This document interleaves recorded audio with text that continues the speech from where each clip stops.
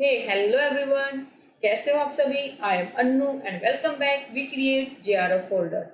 सो friend, हम लोगों ने अपनी एमसीक्यू की सीरीज स्टार्ट कर रखी है जिसके अंदर हम कुछ इंपॉर्टेंट एमसीक्यू डिस्कस करते हैं अपने आने वाले नेट एग्जाम कॉमर्स से रिलेटेड। इसकी आज की क्लास के अंदर हम कुछ इंपॉर्टेंट एमसीक्यू फाइनेंशियल मैनेजमेंट से रिलेटेड डिस्कस करेंगे, जिसके अंदर हमने आज कुछ टॉपिक ले रखे हैं फाइनेंशियल मैनेजमेंट के। आने वाली क्लासेस के अंदर जो हमारे टॉपिक बचे हुए हैं एफएम के, उनको डिस्कस करेंगे। So let's start. तो देखो, आज का जो आपका फर्स्ट क्वेश्चन है वो क्या है, आपका profitability index of a project is the ratio of present value of cash inflow to. इसने क्या कहा है, जो आपका क्या है प्रॉफिटेबिलिटी इंडेक्स है उसके अंदर आप क्या निकालते हो, रेशियो निकालते हो, ठीक है ना। क्योंकि प्रॉफिटेबिलिटी इंडेक्स एक आपका जो टेक्निक उसके अंदर क्या निकालते हो, आप रेशियो को फाइंड आउट करते हो कितना कैश आउटफ्लो हुआ और उसके बदले कितना कैश क्या हुआ है, इनफ्लो हुआ है। कहने का मतलब ये है कि 1 रुपए के आउटफ्लो पे कितना आपको इनफ्लो मिल रहा है। ये कौन प्रेजेंट करता है, आपको प्रॉफिटेबिलिटी इंडेक्स। तो उसने ये पूछ रखा है कि जब आप रेशियो निकालते हो प्रेजेंट वैल्यू कैश इनफ्लो की, किसके साथ निकालते हो, टोटल कैश आउटफ्लो के साथ या फिर टोटल कैश इनफ्लो के साथ या फिर इनिशियल कॉस्ट माइनस डेप्रिसिएशन या फिर present value of cash outflow. तो कौन सा आप क्या लेते हो, डिवाइड में लेते हो net present value of cash inflow के, किसके साथ आप क्या करते हो, रेशियो को फाइंड आउट करते हो। तो यहाँ पर आपको जरा राइट आंसर होगा बच्चों, क्या होगा, present value of cash outflow. तो आपका फॉर्मूला क्या होता है प्रॉफिटेबिलिटी इंडेक्स का, present value of cash inflow divided by present value of cash outflow, ठीक है ना। जिससे आप क्या रेशियो निकलती है कि आप जितना कैश आउटफ्लो कर रहे हो उसके हर 1 रुपए के आउटफ्लो पे कितना इनफ्लो आप क्या कर रहे हो, अर्न कर रहे हो। ये क्या शो करता है, आपका प्रॉफिटेबिलिटी इंडेक्स। तो यहाँ पर ये क्वेश्चन क्लियर हुआ, वेरी गुड। अब देखो आपका नेक्स्ट क्वेश्चन क्या है। नेक्स्ट क्वेश्चन क्या कहता है आपको, which of the following statement is not true for capital budgeting. कौन सी स्टेटमेंट है जो ट्रू नहीं है, किससे रिलेटेड, कैपिटल बजटिंग से रिलेटेड। तो कैपिटल बजटिंग एक क्या है, फर्स्ट स्टेटमेंट आपकी क्या है, capital budgeting decision are irreversible in nature. जो कैपिटल बजटिंग है वो इरिवर्सिबल इन नेचर है, बिल्कुल करेक्ट स्टेटमेंट है ये, ठीक है ना। यहाँ पे क्या कह रहा है, बिल्कुल करेक्ट स्टेटमेंट कह रहा है कि जो अगर आपने एक बार पैसा इन्वेस्ट कर दिया तो उसको इजिली क्या करना, रिवर्स करना इजी नहीं है। क्योंकि कैपिटल बजटिंग के अंदर हम क्या कर रहे हैं, लॉन्ग टर्म इन्वेस्टमेंट कर रहे हैं, लंबे टाइम के क्या कर रहे हैं, पैसे को इन्वेस्टमेंट कर रहे हैं, ठीक है ना। तो इसलिए अगर एक बार पैसा हम इन्वेस्ट कर देते हैं तो उसको जल्दी से रिवर्स करना इजी नहीं है। तो कैपिटल बजटिंग का डिसीजन आपका क्या है, से इरिवर्सिबल इन नेचर है। तो ये स्टेटमेंट क्या है यहाँ पे, बिल्कुल ही करेक्ट स्टेटमेंट है। सेकंड आपका क्या है, capital budgeting decision effect the future stability of the firm. ये भी बिल्कुल करेक्ट है, क्योंकि जो भी हम इन्वेस्टमेंट करें क्या कर रहे हैं, लॉन्ग टर्म के लिए कर रहे हैं, और आपके फ्यूचर में स्टेबिलिटी कैसी होगी वो आपके कैपिटल बजटिंग डिसीजन पे क्या करेगा, डिपेंड रहेगी, ठीक है। तो यहाँ पे क्या है, बिल्कुल करेक्ट स्टेटमेंट है। थर्ड क्या पूछ रहा है, business expansion decision in capital expenditure decision. जो आपका बिजनेस एक्सपेंशन डिसीजन है वो क्या है, कैसे, इन आ कैपिटल एक्सपेंडिचर डिसीजन। ये भी स्टेटमेंट क्या है, बिल्कुल करेक्ट है। डी क्या कह रहे हैं, some cost is relevant cost of capital budgeting. हमने क्या पढ़ा था, हमने तो पढ़ा था, तो हमने दो चीजें पढ़ी थी, तो रेलेवेंट कॉस्ट और इररेलेवेंट, कि क्या क्या चीजों को हम रेलेवेंट होगी कंसीडर करेंगे कैपिटल बजटिंग फाइंड आउट करते हो कैपिटल बजटिंग टेक्निक के अंदर, और किसको हम कंसीडर नहीं करेंगे। तो संक कॉस्ट हमने क्या पढ़ा था, इसको हम कंसीडर नहीं करेंगे। तो यहाँ पर ये आंसर मेरा क्या हो जाएगा, गलत हो जाएगा, ठीक है ना। ये स्टेटमेंट यहाँ पे क्या दे रखी है, रॉन्ग स्टेटमेंट दे रखी है। और क्वेश्चन में भी क्या पूछ रखा है, जो ट्रू नहीं है। तो हमारा जो राइट आंसर है इस क्वेश्चन के अकॉर्डिंग वो बच्चों क्या हो जाएगा, sunk cost is relevant cost in capital budgeting, ठीक है ना। क्योंकि जो संक कॉस्ट होते हैं वो मेरे लिए क्या होती है, इररेलेवेंट होते हैं, इसको मैं कंसीडर नहीं करती, तब मैं क्या करती हूँ, कैपिटल बजटिंग टेक्निक को यूज करती हूँ, ठीक है। बात क्लियर हुई। मान लो आप एनपीवी मेथड या फिर किसी से आप क्या निकाल रहे हो, कैश फ्लो निकाल रहे हो, तो उस कैश फ्लो को निकालते हुए आप संक कॉस्ट को कंसिडर नहीं करोगे। अच्छा मेरे को जल्दी ये बताओ, डेप्रिसिएशन को कंसिडर करेंगे या फिर नहीं करेंगे। हाँ बिल्कुल करेक्ट, डेप्रिसिएशन क्या करेंगे, कंसिडर करेंगे, ठीक है ना। किस पर्पज के लिए, टैक्स सील्ड के लिए, कि हम टैक्स बेनिफिट हमें मिल सके। मेन पर्पज क्या होता है डेप्रिसिएशन को कंसीडर करने का, टैक्स बेनिफिट लेने के लिए। अच्छा ये बताओ, अपॉर्चुनिटी कॉस्ट को कंसीडर किया जाएगा फिर नहीं किया जाएगा, कंसीडर किया जाएगा अपॉर्चुनिटी कॉस्ट को भी, ठीक है, लेकिन संक कॉस्ट को कंसीडर नहीं किया जाएगा। बात क्लियर यहाँ पे, ठीक है। अब देखो अपन नेक्स्ट क्वेश्चन क्या है, इफ एनपीवी इज पॉजिटिव, अगर आपका एनपीवी क्या है, पॉजिटिव है, तो आईआरआर क्या होगा। एनपीवी का पॉजिटिव का मतलब क्या है, जो आपने क्या किया, कैश जो प्रेजेंट वैल्यू है किसकी, कैश इनफ्लो की, present value of cash inflow minus आपकी प्रेजेंट वैल्यू ऑफ किसकी, कैश आउटफ्लो की। तो इसका मतलब क्या, पॉजिटिव कब होगा, तब present value of cash inflow ज्यादा होगी किससे, present value of cash outflow से। तो मेरा एनपीवी क्या होगा, पॉजिटिव होगा। तो उस केस में मेरा आईआर क्या होगा, पहले डिफरेंस पता है आप लोगों को, एनपीवी और आईआरआर के बीच में मेन डिफरेंस क्या है। आईआरआर में आपका निकालते हो, आप निकालते हो रेट को फाइंड आउट करते हो। एनपीवी में आपको रेट गिवन होता है जिसको हम कहते हैं डिस्काउंट रेट, उसकी हेल्प से आप क्या निकालते हो, जो इनफ्लो आपको फ्यूचर में होने वाला है उसकी आज की वैल्यू, उसकी प्रेजेंट की वैल्यू को क्या करते हो, कैलकुलेट करते हो किसके अंदर, एनपीवी मेथड के अंदर, ठीक है ना। आईआरआर के अंदर क्या करते हो, किस रेट ऑफ रिटर्न पे हमें क्या करना चाहिए, उस अमाउंट को इन्वेस्ट करना चाहिए, वो रेट ऑफ रिटर्न क्या करते हो, फाइंड आउट करते हो। बात क्लियर हुई, दोनों के अंदर डिफरेंस क्या है, एक के अंदर आपने क्या निकालनी, फ्यूचर में जो आपको प्रॉफिट होने वाला, जो आप एक्सपेक्टेशन कर रहे हो कि फ्यूचर में इतना प्रॉफिट हो जाएगा। फॉर एग्जाम्पल मैं आपको एग्जाम्पल लूँ, मान लो आप आज के टाइम 5 लाख रुपए इन्वेस्ट करते हो और आपको 2 साल के अंदर वो 5 लाख रुपए 7 लाख रुपए में क्या होकर कन्वर्ट होकर मिलेंगे, तो आप क्या सोचोगे, आपका प्रॉफिट 2 लाख रुपए का है, बिल्कुल भी नहीं, क्योंकि 7 लाख रुपए की जो 2 साल बाद वैल्यू है, क्या वो आज के 7 लाख के इक्वल है, बिल्कुल भी नहीं है। क्योंकि हमारे जो मनी की वैल्यू वो क्या होगी, फ्यूचर में डेप्रिसिएट होगी ना, जो परचेजिंग पावर है मनी की वो क्या हो जाएगी, कम हो जाएगी, डेप्रिसिएट हो जाएगी। तो हम क्या देखते हैं एनपीवी के अंदर कि जो 7 लाख रुपए हमें फ्यूचर में 2 साल बाद मिलने वाले हैं, अगर मैं जो 7 लाख रुपए आज के टाइम एट प्रेजेंट, मतलब मैंने वो 5 लाख रुपए इन्वेस्ट किए हैं at 0 point of time at present, उस दिन उसकी वैल्यू कितनी होगी, वो 7 लाख रुपए के जो 2 साल बाद हमें मिलने वाले हैं, ये हम एनपीवी के अंदर देखते हैं। आईआरआर, जहां पर आपका क्या हो, एनपीवी क्या हो, 0 हो, वो रेट आप क्या करते हो, आईआरआर के अंदर फाइंड आउट करते हो। एनपीवी 0 कब होगा, तब आपका प्रेजेंट इनफ्लो इक्वल टू क्या हो, कैश आउटफ्लो के इक्वल हो, ठीक है ना। प्रेजेंट का कैश इनफ्लो प्रेजेंट का आउटफ्लो के इक्वल हो, तो क्या होगा, यहाँ पे एनपीवी 0 होगा, तो वो ही रेट आप इसके अंदर निकालते हो, आईआरआर के अंदर फाइंड आउट करते हो। यहाँ पे चीज क्लियर हुई। तो यहाँ पे क्वेश्चन में क्या पूछ रखा है, इस क्वेश्चन में पूछ रखा है कि एनपीवी पॉजिटिव होगा तो आईआरआर क्या होगा। तो सिंपल सी बात है, मैंने आपको अभी बताया, अगर एनपीवी 0 है तो आप वो रेट निकालते हो। तो अब सिंपल सी बात, इसकी वैल्यू कुछ पॉजिटिव में होगी तो आईआरआर आपका क्या होगा, ज्यादा होगा, ठीक है ना। आईआरआर क्या होगा आपका, जो रेट आप निकाल क्या होगा, पॉजिटिव में होगा। तो यहाँ पे जो आपका आंसर होगा तो क्या होगा, या फिर जो कॉस्ट की वैल्यू है, कॉस्ट की वैल्यू क्या, जो आपने पैसा लगा जो उसकी कॉस्ट की वैल्यू है उससे ज्यादा आपके क्या है, रिटर्न है, यहाँ पे आईआरआर ये रिप्रेजेंट करता है। तो इसके अकॉर्डिंग आपका आंसर यहाँ पे क्या हो जाएगा बच्चों, सी इज द राइट आंसर। ये बताओ क्वेश्चन समझ में आया या नहीं आया। अगर कोई भी क्वेश्चन समझ में नहीं आता तो आप कमेंट सेक्शन में लिख सकते हो कि ये क्वेश्चन क्लियर नहीं हुआ, उसको हम अपनी नेक्स्ट वीडियो में डिस्कस कर लेंगे, ठीक है।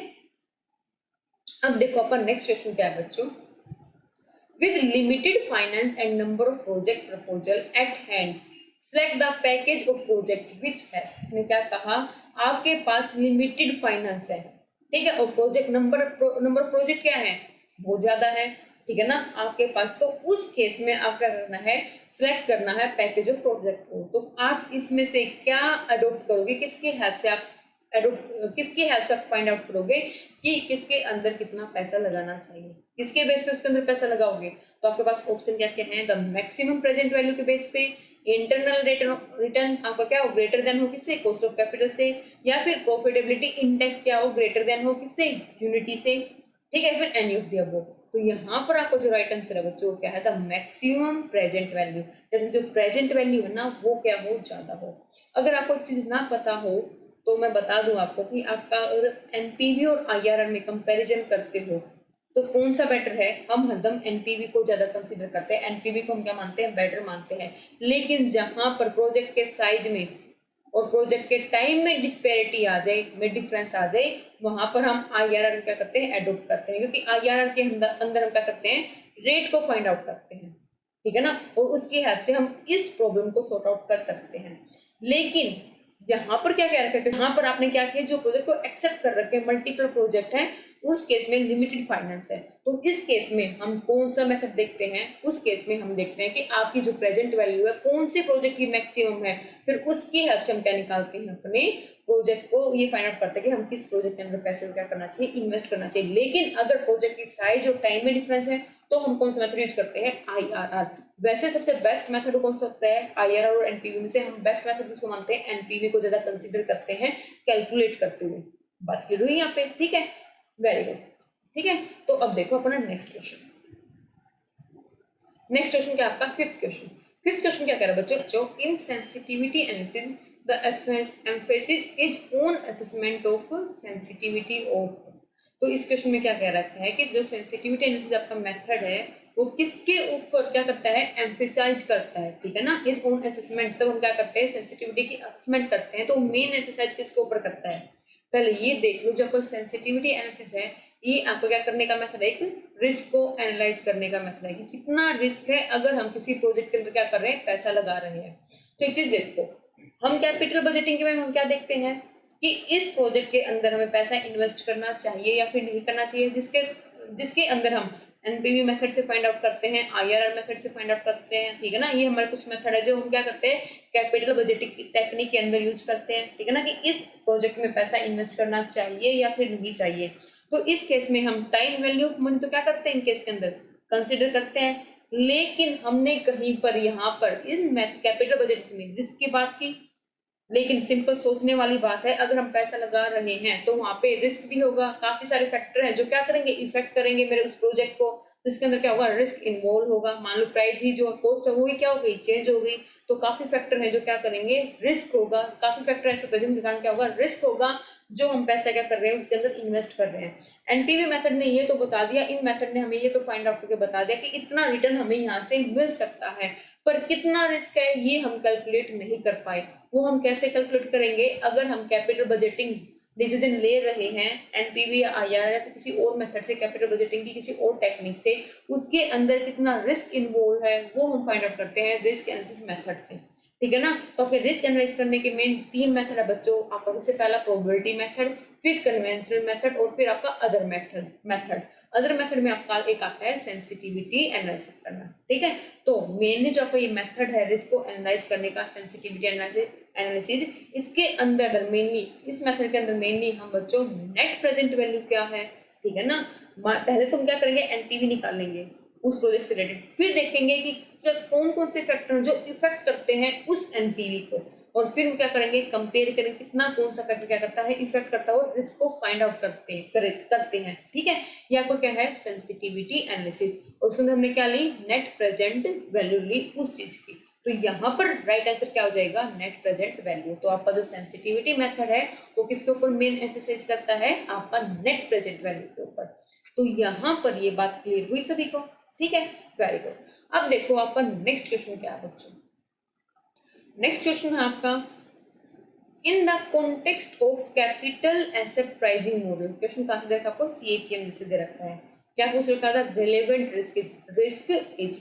तब आप क्या करते हो, capital asset pricing model calculate करते हैं, तब हम इससे क्या, रिस्क को, तो उसके अंदर कौन सा रिस्क हम लेके चलते हैं, इस क्वेश्चन में ये पूछ रखा है। तो देखो, जो हम रिस्क को कंसीडर करते हैं सीएपीएम के अंदर, वो क्या होता है आपका, सिस्टेमेटिक रिस्क। ये हम लोगों आप लोगों ने पढ़ाई होगा कि टाइप ऑफ रिस्क में 2 तरह के रिस्क होते हैं, तो क्या, सिस्टेमेटिक रिस्क, और दूसरा कौन सा आपका, अनसिस्टेमेटिक रिस्क। अब जो हमारा अनसिस्टेमेटिक रिस्क है वो तो क्या है, वेरी टू फर्म करता है, वेरी टू वेरी फर्म, ठीक है ना, कि फर्म का रिस्क कितना है। और सिस्टेमेटिक रिस्क जो क्या है, पूरी मार्केट का रिस्क है, वो आपका क्या है, सिस्टेमेटिक रिस्क है। तो जब हम सीएपीएम मॉडल से कैलकुलेट करते हैं कि हमें कितना रिटर्न, एक्सपेक्टेड रिटर्न कितना होगा, तो उस वक्त हम कंसीडर करते हैं सिस्टेमेटिक रिस्क को, ठीक है, जिसको हम डिनोट करते हैं किससे, बीटा को। बीटा क्या डिनोट करता है इसके अंदर, कि कितना रिस्क है इस पर्टिकुलर सिक्योरिटी में जिसमें हम क्या कर रहे हैं, इन्वेस्ट कर रहे हैं, कंपेयर टू पूरी मार्केट के रिस्क से, ठीक है। तो वो रिस्क आपका कौन सा है बच्चों, वो आपका रिस्क है सिस्टेमेटिक रिस्क। क्योंकि पोर्टफोलियो थ्योरी है वो क्या कहती है कि अनसिस्टेमेटिक रिस्क को हम क्या करके, पोर्टफोलियो मैनेजमेंट करके पूरा इग्नोर कर सकते हैं। कैसे, पोर्टफोलियो मैनेजमेंट के द्वारा हम अनसिस्टेमेटिक रिस्क को पूरा इग्नोर कर सकते हैं, 0 तक लेके आ सकते हैं। बचा कौन सा आपका, सिस्टेमेटिक रिस्क, जिसको हम इग्नोर नहीं कर सकते, ठीक है ना। तो सीएपीएम मेथड आपको क्या बताता है कि जो हम पैसा इन्वेस्ट कर रहे हैं पर्टिकुलर सिक्योरिटी में, वहां से हमें कितना एक्सपेक्टेड रिटर्न मिलना चाहिए, वो किसके ऊपर डिपेंड है, उस कंपनी के, उस पर्टिकुलर सिक्योरिटी के बीटा, बीटा मतलब कि उस सिक्योरिटी के रिस्क के ऊपर। और जो हम किससे कैलकुलेट करते हैं, बीटा से कैलकुलेट करते हैं। तभी तो कभी आपने नोटिस किया हो जो सीएपीएम का फॉर्मूला होता है वो क्या होता है, रिस्क फ्री रिटर्न प्लस क्या, रिस्क जो रिटर्न में किससे मिलने वाला है, मार्केट से मिलने वाला है। जो रिस्क फ्री रिटर्न है उन दोनों को माइनस करके हम मल्टीप्लाई किससे करते हैं, बीटा से।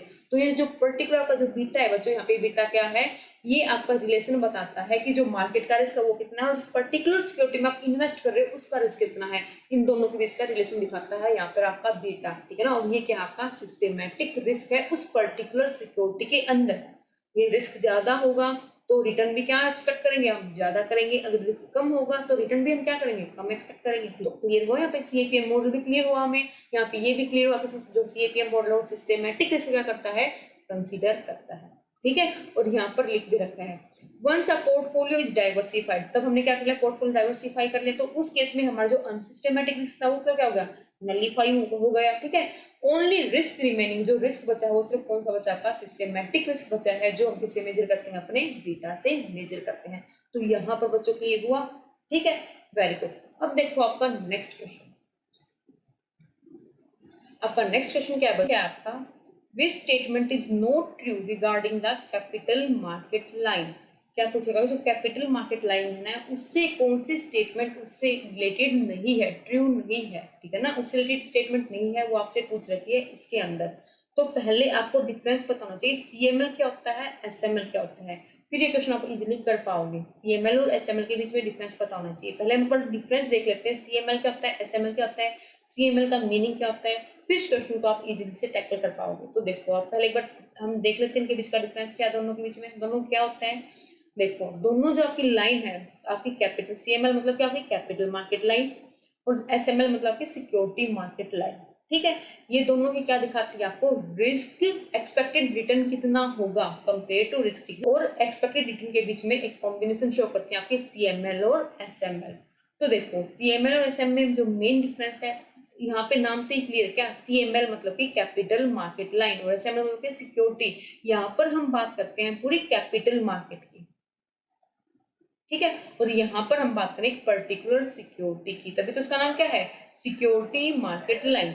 और यहाँ पर क्या है, इसका नाम कैपिटल मार्केट लाइन, जहाँ पर हम पूरी कैपिटल मार्केट की सिक्योरिटी की बात कर रहे हैं, उसके एक्सपेक्टेड रिटर्न की बात कर रहे हैं, ठीक है ना। और वहां पे हम जो रिस्क कंपेयर करते हैं बच्चों के साथ करते हैं स्टैंडर्ड डेविएशन के साथ, और यहाँ पर जो हम रिस्क को कंपेयर कर रहे हैं, रिस्क को फाइंड आउट कर रहे हैं बीटा के साथ, और यहाँ पर जो रिस्क को फाइंड आउट कर रहे हैं स्टैंडर्ड डेविएशन के साथ। अब इस चीज में डिफरेंस क्या है, यहाँ पे स्टैंडर्ड डेविएशन और वहाँ पे बीटा। स्टैंडर्ड डेविएशन मतलब कि यहाँ पर हम लेते हैं दोनों तरह के रिस्क को, आपका सिस्टेमेटिक रिस्क और आपका अनसिस्टेमेटिक रिस्क, दोनों तरह के रिस्क को क्या करके चलते हैं, यहाँ पे कंसीडर करके चलते हैं आपके, जहाँ पर हम स्टैंडर्ड डेविएशन को लेके चलते हैं, ठीक है ना, आपकी कैपिटल मार्केट लाइन के अंदर। लेकिन जहां पर हम एसएमएल में बीटा के साथ क्या कर रहे हैं, कंपेयर कर रहे हैं, वहां पर हम सिर्फ कौन से सिस्टेमेटिक रिस्क को क्या करते हैं, कंसीडर करते हैं। अगर मैं एक सिंपल लैंग्वेज में आपको कहना चाहूँ तो एसएमएल आपका ग्राफिकल रिप्रेजेंटेशन है किसका, आपके सीएपीएम मॉडल का, जो हमने अभी डिस्कस किया था, कैपिटल एसेट प्राइसिंग मॉडल है, उसका क्या है आपका ग्राफिकल रिप्रेजेंटेशन, आपका SML line, security market line.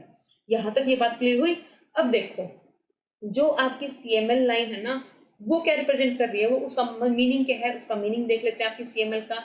CML is a line that is used to show the return, जो क्या शो करती है, कितना रिटर्न हुआ है, which depend on the risk free rate of return and the level of risk for a specific portfolio। जो return है आपका सीएमएल के अंदर किसके ऊपर डिपेंड करता है, risk free rate of return कितना है, और जो लेवल ऑफ रिस्क है उस स्पेसिफिक पोर्टफोलियो के अंदर वो कितना है।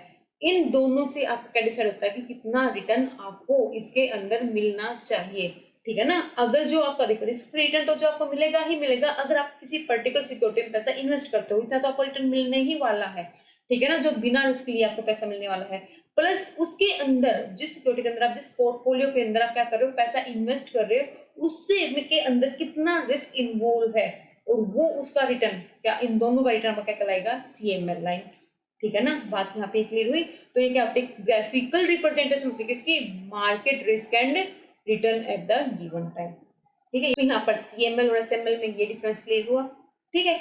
अब देखो जो आपका सीएमएल है वो क्या रिप्रेजेंट करता है बच्चों, वो सिर्फ रिप्रेजेंट करता है ओनली एफिशिएंट पोर्टफोलियो की आपके लिए कौन सा पोर्टफोलियो एफिशिएंट है। लेकिन आपका जो एसएमएल मॉडल है वो आपके लिए जो आपके लिए एफिशिएंट पोर्टफोलियो है, नॉन एफिशिएंट पोर्टफोलियो है, दोनों को क्या करेगा, मेजर करेगा। ठीक है, तो देखो एफिशिएंट और नॉन एफिशिएंट कैसे, अगर वो आपकी जो एसएमएल लाइन है उससे नीचे का है तो उसको क्या करेंगे, ओवर वैल्यू स्टॉक, कि उसका रिस्क ज्यादा है लेकिन वो स्टॉक आपको रिटर्न कम दे रहा है, उसको हम क्या कहेंगे, नॉन एफिशिएंट पोर्टफोलियो। ठीक है, और ऊपर जो इसको कहते हैं under value stock. Under value stock का मतलब कि जहां पर आपका रिस्क जितना आपने कैलकुलेट किया है वो कम है और वो आपको रिटर्न ज्यादा दे रहा है, वो सिक्योरिटी, वो क्या कहेंगे आपको, अंडर वैल्यू स्टॉक। ठीक है ना, तो यहाँ पे उसने एफिशिएंट को भी शो किया, ठीक है ना, एफिशिएंट को भी शो हुआ, और यहाँ पे जो नॉन एफिशिएंट है उसको भी क्या किया, यहाँ पे उसने शो किया। ये बात यहाँ पे क्लियर हुई, यहाँ पर ये डिफरेंस क्लियर हुआ। अब आपका जो सीएमएल लाइन है बच्चों वो क्या शो करता है, जो आपकी सीएमएल लाइन है और जो आपका एफिशिएंट फ्रंटायर को दिखाता है। मैंने अभी बताया ना आपको कि जो आपका एफिशिएंट पोर्टफोलियो उसको दिखाता है, तो आपका एफिशिएंट जो फ्रंटायर है वो कहाँ पर होगा, जहां पर आपकी सीएमएल लाइन और जहां पे आपका फ्रंटायर क्या करेंगे, दूसरे को टच करेंगे, वो आपके सबसे बेस्ट पोजिशन है, सबसे बेस्ट पोर्टफोलियो आपका।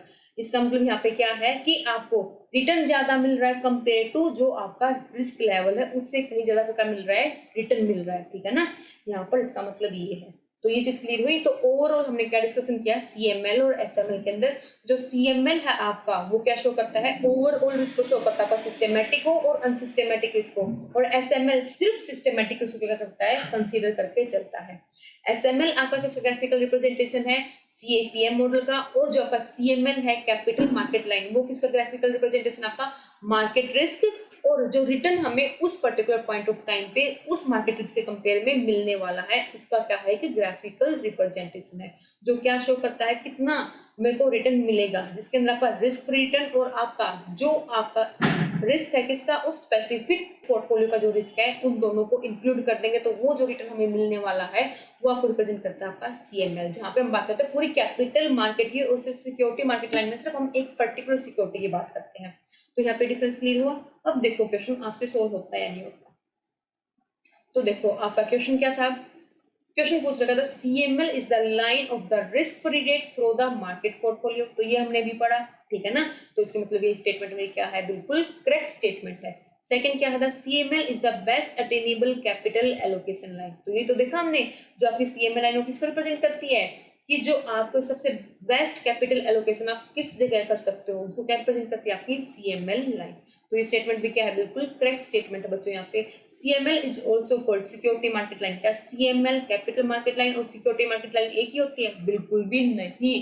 तो यही स्टेटमेंट आपकी क्या है, गलत स्टेटमेंट, और यही हमसे क्वेश्चन में पूछ रखा था। तो इसके अकॉर्डिंग हमारा आंसर क्या हो जाएगा बच्चों, सी इज द राइट आंसर। ठीक है, अब देखो आपका एट्थ क्वेश्चन क्या कह रहा है, according to the capital asset pricing model which of the following statement is false. तो सीएपीएम की स्टेटमेंट है जो कि कौन सी फॉल्स है वो बतानी है आपको इस क्वेश्चन के अंदर। तो देखो बच्चों, the expected rate of return on security, जो आपका क्या है, एक्सपेक्टेड रेट ऑफ रिटर्न है किसके ऊपर, सिक्योरिटी के ऊपर, डिक्रीज इन डायरेक्ट प्रोपोर्शन, क्योंकि सेम प्रोपोर्शन में क्या होता है, डिक्रीज होता है, to or decrease in risk free return, जिस प्रोपोर्शन में रिस्क फ्री रिटर्न आपका क्या होगा, डिक्रीज होगा, क्या उसी प्रोपोर्शन में आपका रेट ऑफ रिटर्न है, जो आपका एक्सपेक्टेड रेट ऑफ रिटर्न है, क्या वो डिक्रीज होता है, कहीं ऐसा कुछ था सीएपीएम के अंदर, बिल्कुल भी नहीं। तो ये स्टेटमेंट आपकी यहाँ पे क्या है, गलत स्टेटमेंट है। ठीक है, नेक्स्ट ऑडिट कर लेते हैं, the expected rate of return on security increase as its beta increase. इसने क्या कहा कि आपका जो एक्सपेक्टेड रेट ऑफ रिटर्न है किसके ऊपर, सिक्योरिटी के ऊपर, ठीक है, वो इंक्रीज होगा जैसे जैसे मेरा बीटा क्या होगा, इंक्रीज होगा। तो यहाँ पर ये स्टेटमेंट बिल्कुल करेक्ट है, क्योंकि बीटा किसको रिप्रेजेंट करता है, आपका सिस्टेमेटिक रिस्क को, और जैसे जैसे आपका सिस्टेमेटिक रिस्क क्या होगा, इंक्रीज होगा, वैसे वैसे आपका जो रेट ऑफ रिटर्न वो भी क्या होगा, इंक्रीज होगा। तो यहाँ पे स्टेटमेंट क्या है, बिल्कुल राइट है। In equilibrium all security line on security market line, तो ये भी स्टेटमेंट क्या है, बिल्कुल करेक्ट है, क्योंकि इक्विलिब्रियम के अंदर ही तो क्या, जो हमने एसएमएल पढ़ा था, जो क्या होता है, ग्राफिकल रिप्रेजेंटेशन होता है किसका, सीएपीएम मॉडल का। अगर इक्विलिब्रियम की सिचुएशन, तो सारी की मार्केट लाइन किसके ऊपर होंगी, मेरी एसएमएल के साथ ही होंगी। अगर ऊपर नीचे हुई इससे तो क्या रिप्रेजेंट कर रहा है, वो अंडर वैल्यू, अगर इससे ऊपर हुई तो क्या रिप्रेजेंट कर रहा है, वो ओवर वैल्यू। ठीक है ना, तो इक्विलिब्रियम के अंदर जितनी भी मेरी लाइन है, सिक्योरिटी मार्केट लाइन, वो क्या होंगी, बिल्कुल इक्वल होंगी, किसके इक्वल होंगी, एसएमएल के इक्वल होंगी। बात क्लियर। तो यहाँ पे रॉन्ग स्टेटमेंट है, रॉन्ग स्टेटमेंट सिर्फ एक ही, कौन सी, मेरी ए, तो मेरा जो राइट आंसर क्या हो जाएगा, ए इज द राइट आंसर इस क्वेश्चन के अकॉर्डिंग। ठीक है, अब आता है आपका नाइन्थ क्वेश्चन। नाइन्थ क्वेश्चन क्या है आपका, डिविडेंड मॉडल से क्वेश्चन पूछ रखा है। क्या है, which of the following are the theory for dividend relevance, जो आपकी डिविडेंड रेलेवेंस से रिलेटेड कौन सी थ्योरी है, नाम पूछ रखे हैं। आपको ये तो पता ही होगा कि हम तब डिविडेंड कैलकुलेट करते हैं उस केस में हमारी दो थ्योरी थी, रेलेवेंस थ्योरी और एक नॉन रेलेवेंस थ्योरी। जो आपकी डिविडेंड रेलेवेंस थ्योरी है वो क्या मानती है कि अगर हम डिविडेंड पे करें या फिर ना करें, ये डिसीजन हमारी फर्म की वैल्यू को क्या करेगा, इफेक्ट करेगा। और नॉन रेलेवेंस थ्योरी क्या मानती है कि डिविडेंड पे करें या ना करें वो हमारी फर्म की वैल्यू को इफेक्ट नहीं करेगा, उसको हम कहते हैं नॉन रेलेवेंस। तो रेलेवेंस में हमने दो थ्योरी पढ़ते हैं, कौन सी, वोल्टर की और गॉर्डन की, ठीक है ना। और हम इररिलेवेंस के अंदर कौन सी पढ़ते हैं, एमएम अप्रोच। तो यहाँ पर रेलेवेंस का पूछ रखा है कौन सी थ्योरी रेलेवेंस से रिलेटेड है, तो कौन सी है वो आपकी वोल्टर मॉडल, ठीक है ना, वो आपकी क्या है, वोल्टर मॉडल। तो यहाँ पे आपका राइट आंसर क्या हो जाएगा बच्चों, वोल्टर मॉडल। और जो कि एमएम अप्रोच वो किससे रिलेटेड, आपकी इररिलेवेंस अप्रोच से। ठीक है, यहाँ पर ये क्लियर हुआ आपको। चलो अब देखते हैं अपना नेक्स्ट क्वेश्चन क्या कह रहा है। ये नेक्स्ट क्वेश्चन है बच्चों आपका 10th question, which of the following is a technique that help the exporter to sell the receivable to any bank और फाइनेंशियल इंस्टीट्यूशन विदाउट रिकोर्स। तो इसने इसके अंदर क्या कहा कि आपको क्या बतानी है, टेक्निक बताने की, कौन सी टेक्निक है इसके अंदर से जो क्या करती है, हेल्प करती है किसकी, एक्सपोर्टर की, क्या करने में, सेल करने में अपने रिसीवेबल टू एनी बैंक या फिर किसी भी फाइनेंशियल इंस्टीट्यूशन को बिना रिकोर्स के। तो उसको हम कहते हैं बच्चों फोर फिटिंग, ठीक है ना। वहां क्या होगा, फोर फिटिंग होगा। इसका राइट आंसर यहाँ पे क्या होगा, फोर फिटिंग। ठीक है, अब एक बार मीनिंग देख लो, फोर फिटिंग का मीनिंग क्या होता है। फोर फिटिंग होता है, देखो इसको हम समझाता हूँ कोई एग्जाम्पल से। मान लो ये है एक्सपोर्टर, ठीक है, ये क्या कर रहा है और यहाँ पे एक सामने से सामने क्या, इंपोर्टर। ठीक है, अब एक्सपोर्टर ने इंपोर्टर के साथ, एक्सपोर्टर ने क्या किया, इंपोर्टर को कुछ सामान सेल किया, बेचा इसको सामान। ये क्या है, फॉरेन कंट्री का, मान लो फॉर एग्जाम्पल ये यूएसए का है और ये कहाँ का है, इंडिया का है। बात क्लियर यहाँ पे। अब जो इंपोर्टर है ये क्या करेगा, एक बैंक को, बैंक के साथ क्या करेगा, एक कॉन्ट्रैक्ट करेगा। किस चीज का कॉन्ट्रैक्ट करेगा, बैंक के साथ, कि जो भी पेमेंट है, जो भी पेमेंट ड्यू होगी, ठीक है, वो कौन पे करेगा, बैंक पे करेगा। किसको, इस एक्सपोर्टर को। तो इंपोर्टर ने एक एग्रीमेंट किया किसके साथ, बैंक के साथ, कि जितनी भी पेमेंट ड्यू होंगी वो कौन पे करेगा, ये बैंक पे करेगा। किसके बिहाफ पे, इंपोर्टर के बिहाफ पे। ठीक है, अब एक्सपोर्टर ने क्या किया, इंपोर्टर को सामान दे दिया। अब जो इंपोर्टर के बेस पे कौन पेमेंट करेगा, बैंक पेमेंट करेगा। अब यहाँ पर जो एक्सपोर्टर है वो एक फैक्टर को अपॉइंट कर लेता है। फैक्टर को अपॉइंट क्यों कर लेता है, उसके बिहाफ पे जो उसके रिसीवेबल है उसको मैनेज करने के लिए। अब यहाँ पर जो एक्सपोर्टर्स ने क्या कर लिया, फैक्टर को अपॉइंट कर लिया। आपको फैक्टर तो पता ही होगा ना, फैक्टर क्या होते हैं, जो हमारे रिसीवेबल को क्या करते हैं, मैनेज करते हैं। और एक बात याद रखना, तब एक्सपोर्टर और इंपोर्टर का केस होता है उसके अंदर सिर्फ एक ही टाइप का फैक्टर होता है, नॉन रिकोर्स टाइप का ही फैक्टर होता है। इसके अंदर रिकोर्स टाइप का फैक्टर नहीं होता। आपको डिफरेंस तो पता होगा, रिकोर्स फैक्टरिंग का होती है, नॉन रिकोर्स फैक्टरिंग का होती है। रिकोर्स फैक्टरिंग होती है जहाँ पे सारा लॉस को अपने रिसीवेबल को सेल कर रहा है उसको ही बियर करना पड़ेगा। और नॉन रिकोर्स में जो भी लॉस होगा उसको कौन बियर करेगा, वो फैक्टर बियर करेगा। तो आपका फोर फिटिंग के केस में सिर्फ नॉन रिकोर्स टाइप की फैक्टरिंग होती है, रिकोर्स टाइप की फैक्टरिंग नहीं अवेलेबल होती। यहाँ पे बात क्लियर। अब देखो ये जो फैक्टर है क्या करेगा, सारे के सारे जो भी रिसीवेबल है क्या करेगा, उसको मैनेज करेगा। किसके भी यहाँ पे, एक्सपोर्टर के भी यहाँ पे। और इसके बदले फैक्टर क्या करेगा, इसको कुछ एडवांस पेमेंट कर देगा, ठीक है ना। अब एक्सपोर्टर को अपनी पेमेंट मिल चुकी है, अब पेमेंट लेने की तब भी ड्यू डेट आएगी, वो पेमेंट लेने की जिम्मेदारी किसकी है, वो फैक्टर की जिम्मेदारी है। अब जो बैंक है ये किसको पेमेंट करेगा, वो सारे डॉक्यूमेंट क्या कर देगा, एक्सपोर्टर फैक्टर को सेल कर देगा। और उसके बदले जो एडवांस है किसको पेमेंट कर देगा, वो एक्सपोर्टर को पेमेंट कर देगा। यहाँ पे जो भी फैक्टर है, अब जो बैंक है पेमेंट किसको करेगा, यहाँ पे पेमेंट करेगा फैक्टर। ठीक है, इसी को हम क्या कहते हैं, इसी को हम कहते हैं फोरफिटिंग।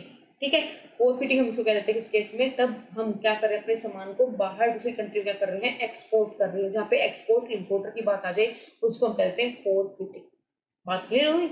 और फैक्टर क्या होता है, तब हम इंडिया की बात करें, मान लो इंडिया के अंदर ही आपने क्या किया, अपने सामान को सेल कर रहे हो और उस चीज को जो आपके रिसीवेबल थे आपने फैक्टर को सेल कर दी, वो आपको क्या कहलाएगा, यहाँ पे फैक्टरिंग सर्विस कहलाएगा। और फोरफिटिंग क्या कहलाएगा, तब आप वो सामान बाहर क्या कर रहे हो, एक्सपोर्ट कर रहे हो, उस केस में आप फैक्टर की सर्विस लेते हो, उसको हम क्या कहेंगे, फोरफिटिंग करना। यहाँ पर ये चीज क्लियर हुई। ठीक है। तो यहाँ से आपको ये क्वेश्चन में पूछ रखा है कि कौन सी टेक्निक जो हेल्प करती है किसकी, एक्सपोर्टर की, अपने रिसीवेबल को सेल करने के लिए किसी बैंक या फाइनेंशियल इंस्टीट्यूशन को। तो यहाँ पे एक्सपोर्टर ने क्या किया, जो फैक्टर था, कोई भी फैक्ट्री, कोई भी बैंक हो सकता है, कोई भी फाइनेंशियल इंस्टीट्यूशन हो सकता है, उसको क्या कर दिया उसने, अपने रिसीवेबल सेल कर दिया, उसके बदले उसको क्या मिलेगी, पेमेंट मिलेगी। अब जो भी रिसीवेबल कलेक्ट करने की जिम्मेदारी वो किसकी है, वो इस फैक्टर की जिम्मेदारी है। ठीक है। अब यहाँ पे टर्म दे रखी बच्चों आपको, लीडिंग एंड लैगिंग, डेरिवेटिव, और थर्ड क्या आपकी नीटिंग। तीनों टर्म आपके लिए मोस्ट इंपोर्टेंट टर्म है, इनको भी हम क्लियर कर लेते हैं क्योंकि क्वेश्चन बनने को आपका नेक्स्ट टाइम क्वेश्चन यहाँ से भी बन सकता है। लीडिंग और लैगिंग क्या होता है, डेरिवेटिव क्या होता है, और आपका नीटिंग क्या होता है। ठीक है ना, तीनों इंपॉर्टेंट टर्म है। सबसे पहले हम डिस्कस करते हैं आपका क्या है, लीडिंग और लैगिंग क्या है। देखो आपको एक एग्जांपल समझ में आएगा लीडिंग और लैगिंग क्या है। वैसे मैं आपको मीनिंग बताऊं, लीडिंग का मतलब क्या होता है आपके लिए, लीडिंग का मतलब होता है कि फ्यूचर में, मतलब कि जो आपकी ड्यू डेट है उससे पहले पेमेंट कर देना, वो क्या कहलाएगा, लीडिंग कहलाएगा। और लैगिंग क्या, जो ड्यू डेट है आपकी उसके बाद पेमेंट करना, आफ्टर, वो आपका क्या कहलाएगा, लैगिंग कहलाएगा। और लीडिंग जब आप ड्यू डेट से पहले पेमेंट कर देते हो उसको क्या कहेंगे, आप कहोगे उसको लीडिंग। ठीक है, यहाँ पे ये मीनिंग क्लियर हुआ। अब देखते हैं लीडिंग और लैगिंग हम क्यों करते हैं। मोस्टली तो हमें क्या करना हो, बाहर कोई पेमेंट करनी हो, हम अपने जो हमारा फॉरेन एक्सचेंज जो रेट है उसमें फ्लक्चुएशन होने की वजह से हम कई बार क्या करते हैं, पहले पेमेंट कर देते हैं, और कई बार हमें क्या करना पड़ता है, बाद में पेमेंट करते हैं। क्यों, क्योंकि जो एक्सचेंज रेट है वो क्या हो रहा है, फ्लक्चुएट हो रहा है। कब हम लीडिंग करेंगे, कब हम लैगिंग करेंगे, वो डिपेंड करेगा कि जो रेट है, जो एक्सचेंज रेट है वो कैसा है। देखो मान लो आप कौन हो, डेटर हो, ठीक है ना, हु आर, क्योंकि आप क्या हो, डेटर हो। और बात हो रही है यहाँ पे फॉरेन करेंसी की, लोकल करेंसी की, और कौन सी अप्रोच आप क्या करोगे, एडोप्ट करोगे। ठीक है, देखो अगर आप क्या हो, डेटर हो, तो उस केस में अगर जो फॉरेन करेंसी है, ठीक है, वो क्या हो रही है, एप्रिसिएट हो रही है। मैंने क्या कहा, जो फॉरेन करेंसी वो क्या हो रही है, एप्रिसिएट हो रही है। तो फॉरेन करेंसी एप्रिसिएट होगी तो उसका मतलब अपोजिट लोकल करेंसी पे क्या इफेक्ट पड़ेगा उसका, वो डेप्रिसिएट होगी। ठीक है ना। अब यहाँ पे जो फॉरेन करेंसी एप्रिसिएट होगी उसका मतलब क्या है, फॉर एग्जांपल मान लो डॉलर है और वो कितना है आज के टाइम पे 64 रुपीज है, और आपको ये लग रहा है कि आगे आने वाले टाइम में वो उसकी पेमेंट 68 रुपीज हो सकती है। ठीक है, तो उस केस में क्या आपको ज्यादा पेमेंट करनी पड़ेगी अपनी लोकल करेंसी की। तो उस केस में आप ड्यू डेट से पहले ही क्या कर दोगे, उसको पेमेंट कर दोगे, तो उसको हम कहते हैं लीडिंग। ऐसा आपने क्यों किया कि आगे फ्यूचर में आपको ज्यादा पेमेंट ना करनी पड़े। अगर आप अभी पेमेंट ना करते ड्यू डेट से पहले, तो अब आपको जो जो डॉलर की वैल्यू, $1 की वैल्यू 64 रुपीज थी, अब कितने पे करने पड़ेंगे, $1 के बदले 68 रुपए पे करने पड़ेंगे अगर आप उसकी पहले पेमेंट नहीं करोगे। तो यहाँ पे जिस क्लियर हुई, तो इसको हम क्या कहेंगे, लीडिंग अप्रोच। तो इस केस में जो एक वो कौन से अप्रोच अपनाएगा, लीडिंग अप्रोच को फॉलो करेगा। ठीक है, फिर बात आती है किसकी, आपकी डेटर की। अब देखो इस केस में क्या होगा, फॉरेन करेंसी अगर क्या हो रही है, डेप्रिसिएट हो रही है। डेप्रिसिएट का मतलब कि अपोजिट हो रहा है, पहले जो डॉलर था 68 था, अब कितना हो रहा है, वो 64 रुपीज हो रहा है। तो उस केस में लोकल करेंसी क्या हो रही है, आपकी एप्रिसिएट हो रही है। तो आपको ये लग रहा है कि आगे आने वाले टाइम में डॉलर का रुपया कम, डॉलर है जो उसकी वैल्यू कम हो सकती है और हमारी वैल्यू क्या एप्रिसिएट हो सकती है। तो उस केस में आप वो पेमेंट ड्यू डेट से क्या करोगे, बाद में करोगे, क्योंकि आपको ये लग रहा है कि आने वाले टाइम में जो मैं अब 68 रुपए पे कर रहा हूँ पर डॉलर के हिसाब से, कितना पे करना पड़ेगा, 64 रुपए पे करना पड़ेगा पर डॉलर के हिसाब से। तो उस केस में आप कौन से अप्रोच अडोप्ट करोगे, लैगिंग अप्रोच अडोप्ट करोगे। बात क्लियर हुई। अगर आप एक क्रेडिटर हो, क्रेडिटर मतलब कि आपको पेमेंट मिलने वाली है, उस केस में क्या हो जाएगा, अपोजिट हो जाएगा। अगर फॉरेन करेंसी एप्रिसिएट हो रही है और लोकल करेंसी क्या हो रही है, डेप्रिसिएट हो रही है, तो आप क्या अप्रोच यूज करोगे, लैगिंग अप्रोच क्या करोगे, यूज करोगे। क्योंकि अब आप क्या हो, क्रेडिटर हो, आप रिसीव करने वाले हो, तो क्या सोचोगे, ज्यादा पेमेंट मिले आपको। ठीक है ना।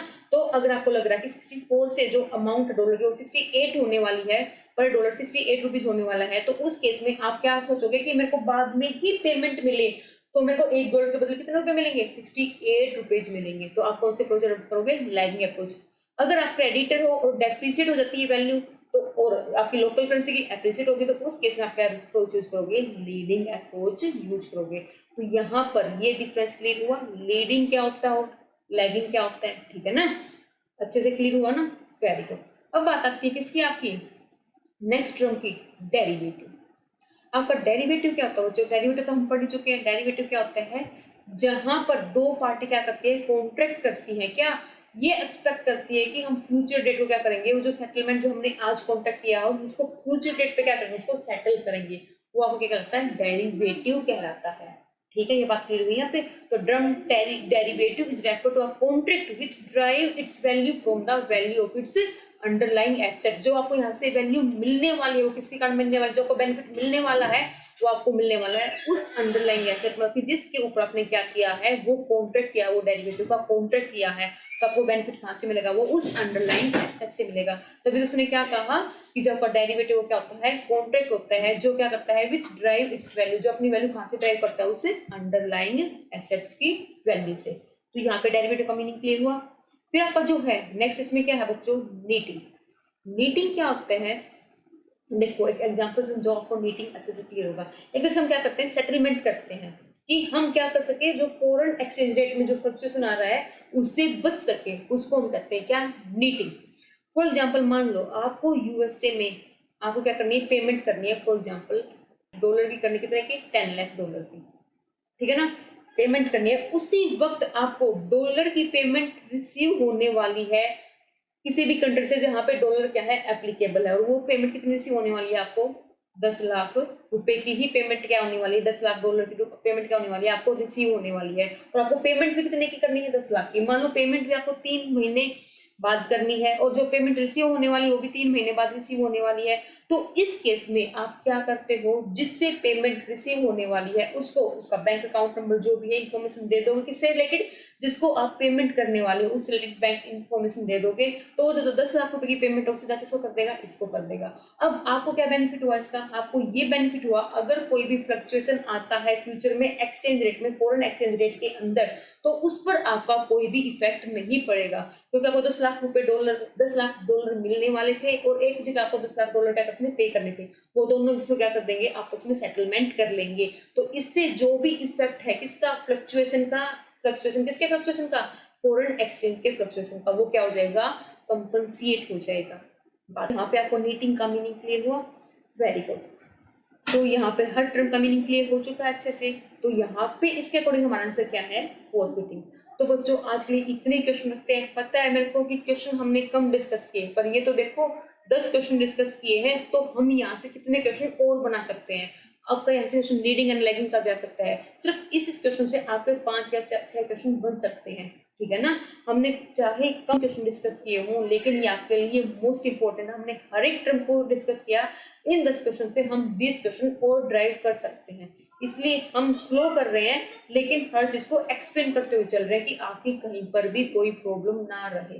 अगर आपको किसी को ये लगता है कि थोड़ा स्लो हो रहा है, तो आप कमेंट सेक्शन में लिख सकते हैं। हम इनको हर एक ऑप्शन को एक्सप्लेन नहीं करेंगे, सिर्फ एक ऑप्शन को एक्सप्लेन कर देंगे जो आपका आंसर है। अगर आपको लगता है कि इससे आपका बेनिफिट हो रहा है, तो आप वो भी मेरे को कमेंट सेक्शन में जरूर लिख के बताना। अगर हाँ वीडियो पसंद आए तो उसको लाइक करना, सब्सक्राइब करना ना भूलें। मिलते हैं अपनी नेक्स्ट वीडियो में, तब तक के लिए bye bye, have a nice day.